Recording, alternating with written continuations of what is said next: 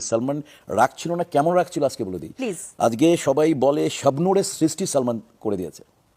কারণ ক্যামাস সে ক্যামাত থেকে পর রিলিজ হওয়ার পরে স্বাভাবিক কারণেই মানুষ নায়িকাদের প্রতি পেপারে ফোকাস, পেপারে বেশি ছবি আসা, মৌসুমের জন্য চলেছে কি ক্যামাস সে ক্যামাত মৌসুমের জন্য হিট। আবার আরেক দল বলতেছে, সবারই ওয়েল বিশার থাকে না সাংবাদিক বন্ধু বা আশেপাশে, না এটা সালমানের জন্য চলেছে। হ্যাঁ, এটা শুনেছি ম্যাক্সিমাম যে- ভাটটা 40-60 হয়ে গিয়েছিল। এটা শুধু আজকেই বলি, এই কথা অনেকে জানেই না। Then Salman took the decision, no, আমি আর মৌসুমের সাথে কাজ করবো না, আমি মানে আমার ওনাদের আইডেন্টিটি একটা- দেখাই দিব। দেন শাবনূরকে নিয়ে তুমি আমার স্বপ্নের পুরুষ, স্বপ্নের নায়ক করে সুপার ডুপার। আজকে শাবনূর যে একটা অসম্ভব ভালো শিল্পী হয়েছে তার গুণে অবশ্যই, কিন্তু সালমান ব্রেক থ্রু, কিন্তু সালমান এবং তার সাথে কাজ করেও কিন্তু তুমি দেখো শাবনূর অনেক কিছু শিখেছেন হয়তো মাঝখানে। শুরুতে তো তার সাথেই শুরু হয়েছে। শাবনূর করেছেন প্রথম ছবি চাঁদনি, মানে এহতেশাম স্যারের ছবি করেছেন তো উনি, সুপার ডুপার ফ্লপ।